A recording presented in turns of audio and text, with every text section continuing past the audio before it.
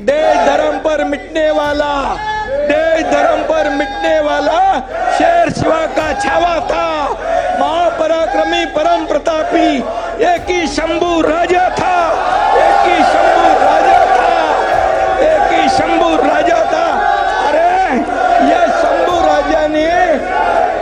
राजाने 9 वर्षामध्ये 9 वर्षात 69 लढाया जिंकल्या, 69 लढाया।